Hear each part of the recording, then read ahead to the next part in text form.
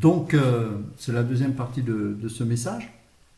Donc, on en était à Abraham et ces étoiles qu'il a vues, cette vision céleste. Et donc, je disais qu'un enfant de Dieu ne peut pas aspirer à des promesses sans cesse terrestres. Bien évidemment, on peut être heureux sur cette terre dans la mesure où nous avons l'Esprit de Christ et nous savons qu'il est en train de produire des belles choses en nous. Il peut nous donner des choses de ce monde, mais au plus profond de nous-mêmes, il doit y avoir une aspiration bien plus profonde, bien plus grande, à savoir rejoindre un jour cette cité céleste à laquelle nous appartenons véritablement. Dieu peut nous donner une famille, Dieu peut nous donner des richesses. Regardez Abraham. Abraham qui par la promesse de Dieu devient Abraham, a en fait eu des bénédictions terrestres. Mais regardez le détachement qu'il a eu par rapport à ces choses. Et Joseph, par exemple, a reçu des bénédictions de Dieu. Il est devenu le premier échanson du Pharaon, le premier ministre de toute l'Égypte, l'empire le plus puissant de l'époque. Mais regardez combien il était détaché de ces choses. Et nous devons reconnaître un enfant de Dieu au détachement qu'il a vis-à-vis de ce monde. C'est important. Et Dieu lui a fait des promesses qui se sont manifestées de son vivant, mais il a reçu des bien plus belles promesses qu'il n'a pas vues de son vivant, à savoir toutes ces étoiles que nous sommes, nous, aujourd'hui. C'est ça qui est extraordinaire. Et vous savez, c'est en cela que nous sommes des enfants d'Abraham, c'est parce que nous avons cette foi que nous mettons dans l'espérance d'une destinée céleste, d'une Jérusalem céleste, de quelque chose de magnifique. Je voudrais qu'on prenne ensemble Philippiens chapitre 3, à partir du verset 17. Philippiens chapitre 3, à partir du verset 17. Vous allez voir que les promesses de nature spirituelle doivent nous animer également pour nous qui sommes enfants de la nouvelle alliance. Donc Philippiens, chapitre 3. Philippiens, chapitre 3. On va prendre à partir du verset...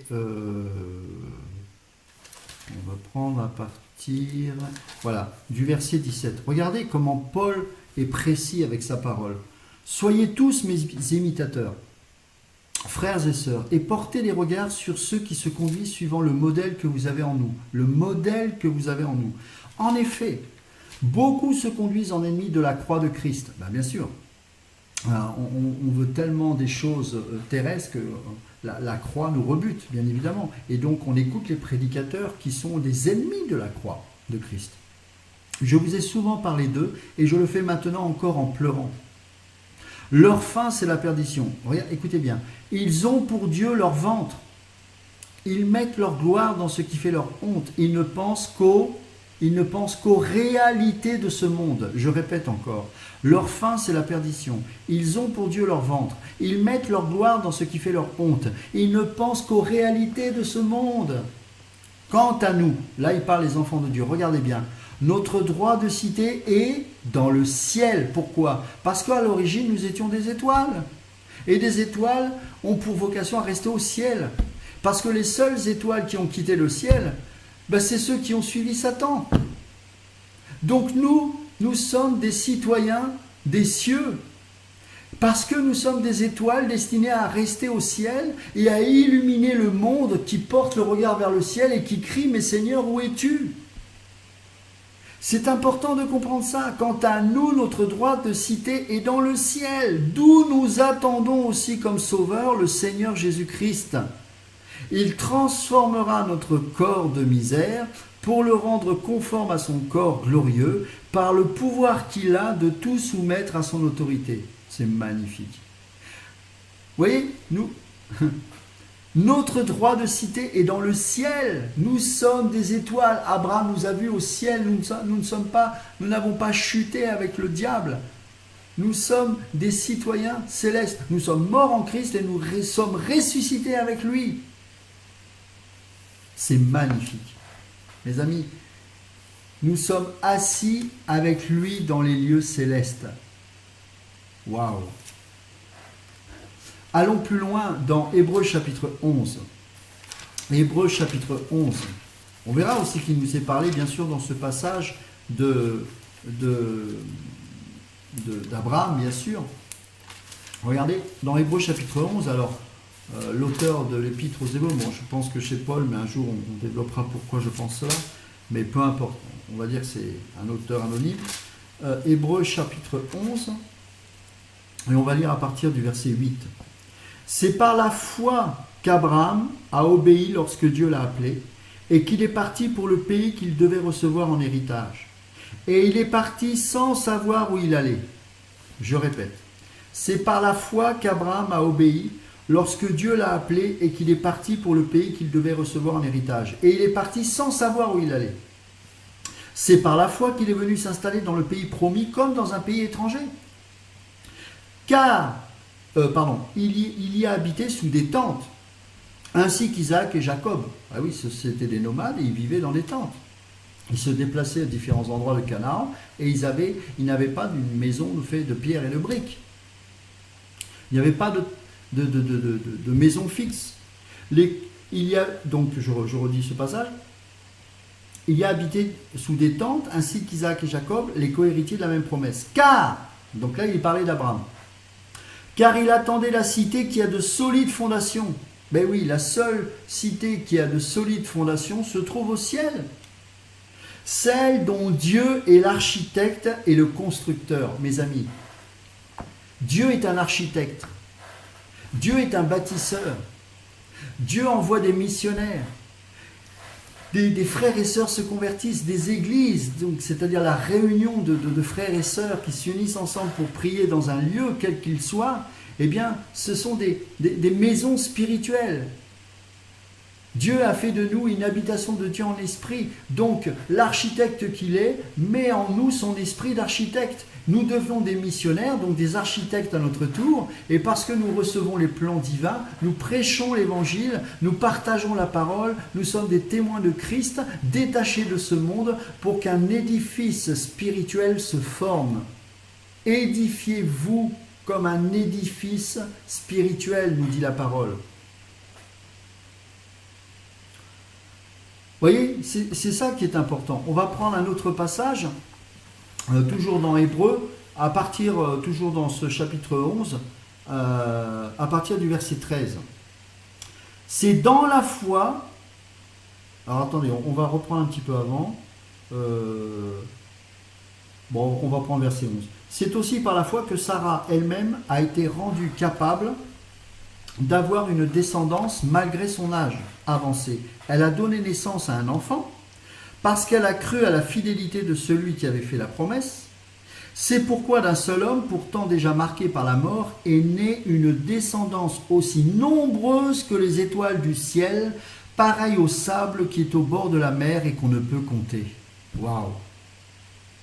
C'est dans la foi qu'ils sont tous morts, sans avoir reçu les biens promis. Mais ils les ont vus et salués de loin. Et ils ont reconnu, tous ces héros de la foi, qu'ils étaient étrangers et voyageurs sur la terre. Rappelez-vous 1 Pierre 2,11, je vous exhorte, en tant qu'étrangers et voyageurs sur cette terre, à vous abstenir des convoitises charnelles qui font la guerre à l'âme. Tu ne peux te sanctifier que si tu te considères comme un étranger et un voyageur sur cette terre. La sanctification, c'est d'abord se considérer comme un étranger de ce monde afin d'être totalement détachés de la séduction de ce monde. C'est pour ça que nous devons nous séparer de la Babylone la grande, la séductrice, la prostituée. Quelle est la particularité d'une prostituée? Elle s'habille de son apparat extérieur pour nous séduire, mais pour nous séduire pour que nous puissions aller en enfer. Et ce n'est pas ce que Dieu veut pour nos vies, bien évidemment. Donc là, il est dit que tous ces héros de la foi ont vu, ont salué de loin les promesses et ils ont reconnu qu'ils étaient étrangers et voyageurs sur la terre. Ceux qui parlent ainsi montrent qu'ils cherchent une patrie. S'ils avaient eu la nostalgie de celle qu'ils avaient quittée, ils auraient eu le temps d'y retourner. Mais en réalité, écoutez bien, il est parlé des héros de la foi sous l'ancienne alliance. Mais en réalité, ils désirent une meilleure patrie, c'est-à-dire la patrie céleste. C'est pourquoi Dieu n'a pas honte d'être appelé leur Dieu, car il leur a préparé une cité.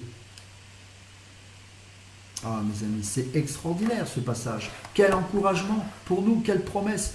Prenons Hébreux chapitre 12, à partir du verset 18. Hébreux chapitre 12, verset 18. Regardez bien. Vous ne vous êtes pas approchés d'une montagne qu'on pouvait toucher et qui était embrasée par le feu, ni de l'obscurité, ni des ténèbres, ni de la tempête, ni du retentissement de la trompette, ni du bruit des paroles. Ce bruit était tel que ceux qui l'ont entendu ont refusé qu'il leur soit adressé un mot de plus. Vous vous rappelez de ce passage dans le livre d'Exode. Ils ne supportaient pas en effet cette consigne. Si même une bête touche la montagne, elle sera lapidée. Ça, c'est la loi. Le spectacle était si terrifiant que Moïse a dit « Je suis épouvanté et tremblant de peur ». Ça, c'est l'ancienne alliance. C'est pour ça qu'il y avait des intermédiaires entre Dieu et les hommes, et seuls les prophètes, seuls les gens conduits par l'Esprit, habités par l'Esprit de Dieu, tels que Moïse et d'autres hommes dans l'ancienne alliance, pouvaient se présenter comme un intermédiaire entre Dieu et le peuple. Mais regardez ce qu'il est dit de nous. Verset 22. Au contraire, vous, c'est-à-dire nous, enfants de Dieu sous la nouvelle alliance, regardez, le rapport que l'on a avec Dieu n'est plus le même. N'est plus le même du tout. Au contraire, vous êtes approchés du mont Sion. Ce n'est pas le mont où il y a la colère, où il y a les menaces, où il y a les tremblements, où il y a le feu. Non! Vous vous êtes approchés du mont Sion, de la cité du Dieu vivant, la Jérusalem céleste et ses dizaines de milliers d'anges. Alors ça, je le répète parce que c'est trop merveilleux. Ce sont des promesses pour nous, mes frères et sœurs. Il faut vraiment comprendre que cela, c'est pour nous. C'est pour ça qu'on n'a pas à avoir... on doit avoir la crainte de Dieu, mais pas avoir la peur. Pourquoi? Parce qu'on ne s'approche pas d'une montagne où nous risquons d'être consumés à tout moment. Pourquoi? Parce que la grâce s'est révélée. La grâce et la vérité s'est révélée par Jésus-Christ. Où sont ceux qui t'accusent? Va et ne pêche plus. Le va m'encourager à ne plus pécher. Ça n'a rien à voir. Pourquoi nous ne péchons plus? Parce que nous voulons plaire à Dieu et nous ne sommes pas nous ne sommes plus de cette nature charnelle et pécheresse. Donc nous voulons rester et si nous tombons, eh bien nous nous relevons par la grâce de Dieu, on se repent et on avance. Au contraire, vous êtes approchés du mont Sion, de la cité du Dieu vivant, la Jérusalem céleste et ses dizaines de milliers d'anges, en fait de l'assemblée des premiers-nés inscrits où? Dans le ciel. Vous voyez la précision? C'est-à-dire là, il nous est parlé encore des étoiles.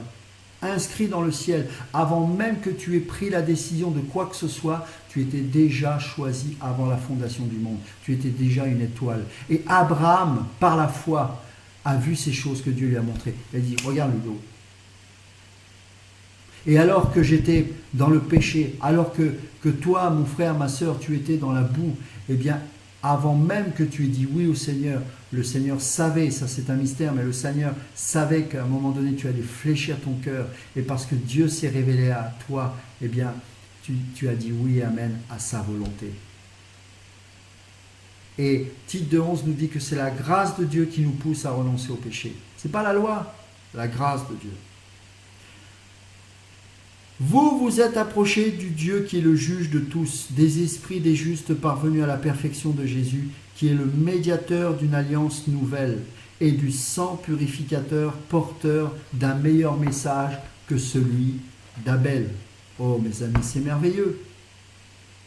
On va prendre Hébreux chapitre 13, on finira avec ce passage, versets 11 à 14. Hébreux chapitre 13, versets 11 à 14. En ce qui concerne les animaux, dont le sang est apporté par le grand prêtre dans le sanctuaire pour l'expiation des péchés. Leur corps est brûlé à l'extérieur du camp. Voilà pourquoi Jésus aussi, afin de procurer la sainteté au peuple au moyen de son propre sang, a souffert à l'extérieur de la ville. Sortons donc pour aller à lui à l'extérieur du camp, en supportant d'être humiliés comme lui. En effet, ici-bas, nous n'avons pas de cité permanente.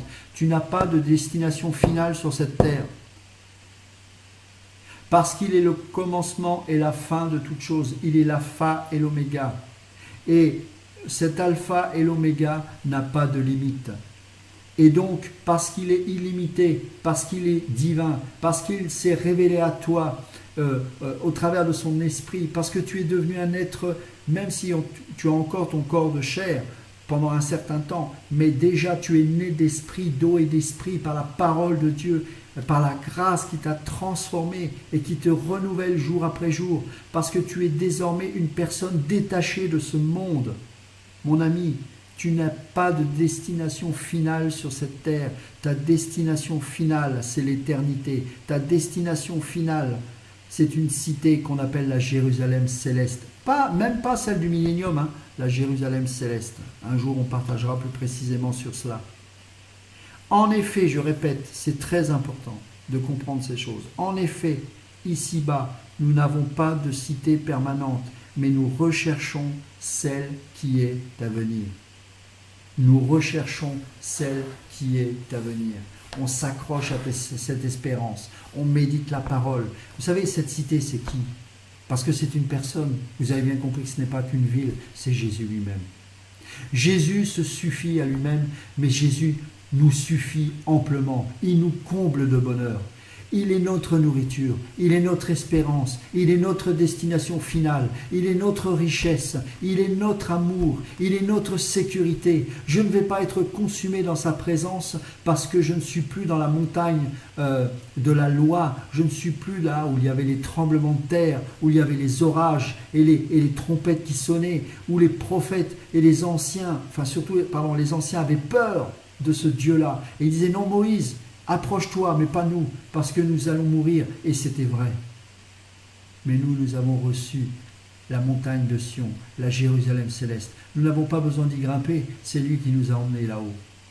Méditons cela, expérimentons cela dans notre quotidien. Mes frères et sœurs, je voudrais vous encourager ce soir, vraiment. Vous savez, je dors comme un bébé. Bien sûr, on a tous des combats, mais je sais en qui j'ai cru. Et ne cherchez pas à produire en vous-même le détachement de ce monde. Ce n'est pas possible. C'est avec le temps, avec le brisement, avec les épreuves et aussi avec vos fautes, vos erreurs. Vous allez comprendre, vous allez plutôt expérimenter le détachement, le brisement de la chair, les faiblesses humaines. Petit à petit, il y a la douceur de Christ qui va se manifester. Vous allez commencer à regarder l'autre comme supérieur à vous-même. Vous allez commencer à appliquer les lois du royaume, à ne pas répondre le mal par le mal, etc. À bénir ceux qui vous maudissent, à continuer à demeurer ferme dans la saine doctrine de Christ et à avoir cette vision qu'il faut des ouvriers dans la moisson, qu'il faut des hommes et des femmes qui ne vont pas, prêcher la loi, mais prêcher la grâce, l'amour, la sainteté, la justice de Dieu. Ayez confiance en Dieu. Accrochez-vous à cette promesse qu'un jour nous irons pour l'éternité dans sa présence. Ce Jésus-là, il est réel. Ce Jésus-là, il n'est pas seulement au ciel parce qu'il nous a envoyé son esprit et que son esprit désormais il est en nous. Mais il est en nous, pas pour que nous puissions nous satisfaire ici-bas, pas pour que nous puissions piocher comme des mendiants quelques misérables lingots d'or. Non, pour que nous puissions tenir face à ce monde qui de plus en plus est séducteur. Et il veut tellement ce monde nous empêcher d'expérimenter l'enlèvement qui fera tout pour que nous puissions faire de cette terre notre religion. Non, notre foi est en Christ et l'Esprit nous aide à marcher sur le monde, à marcher sur les circonstances, à marcher sur les eaux de manière spirituelle, à dépasser le cadre de nos penchants charnels, à voir avec les yeux spirituels. Oui, Jésus est vivant. Mais il est vivant pas pour que nous puissions démontrer aux autres combien il est vivant au travers de nos richesses, de nos bénédictions, je ne sais quoi, mais au travers de l'espérance qui est en nous. C'est que là, même lorsque tout montre au monde, mais regarde, il n'y a plus rien, eh bien vous continuez à espérer en Dieu. Et alors ça va être tellement fort que les gens diront, non mais là il y a quelque chose. Comment peut-il croire en quelque chose qui n'est pas encore visible ici-bas? Il y a quelque chose qui nous dépasse. Cet homme ou cette femme est en train de vivre quelque chose que j'envie. Eh bien oui, mes amis, nous avons cette richesse, nous avons cette grâce. Bientôt, nous allons être enlevés. Bientôt, nous irons au ciel. Bientôt, nous allons nous réjouir. Réjouissez-vous quand vous souffrez, parce que c'est pour la cause de Christ. Soyez heureux, bénissez, priez pour les perdus, priez pour les enfants de Dieu afin qu'ils puissent expérimenter la parole. Priez, continuez à persévérer, aimez vos femmes, aimez vos femmes comme Christ a aimé l'Église. Femmes, respectez vos maris. Enfants, honorez vos parents. Parents, n'irritez pas vos enfants. Continuez à vivre avec le détachement de soi, avec cette espérance. Enseignez vos enfants sur le ciel. Parlez de Jésus. Dites à vos enfants combien Jésus est beau, comment il est merveilleux, comment il est pur, comment il est saint, comment il nous aime, comment il aspire à produire en nous la sanctification qui consiste à produire le fruit de Dieu. Vous avez pour fruit la sanctification, nous dit l'Épître aux Romains, et pour fin la vie éternelle, notre destinée, pour fin la vie éternelle. Oh mes amis, c'est pour ça que plus on vieillit, plus on est dans la joie. Pourquoi ? Parce que avant même que nous puissions dire ou faire quoi que ce soit, Abraham nous a vus. Nous sommes ses étoiles. Mes amis, nous ne tomberons pas au nom de Jésus. Nous sommes ses étoiles. Une étoile n'est pas destinée à tomber sur cette terre. Une étoile doit rester au ciel pour que le monde puisse voir qu'il existe encore des étoiles dans le ciel et que ces hommes et ces femmes qui regardent d'en bas puissent un jour nous rejoindre. Que Dieu vous bénisse abondamment. Soyez bénis, soyez fortifiés avec le Seigneur et je nous donne rendez-vous prochainement pour un autre enseignement. À bientôt.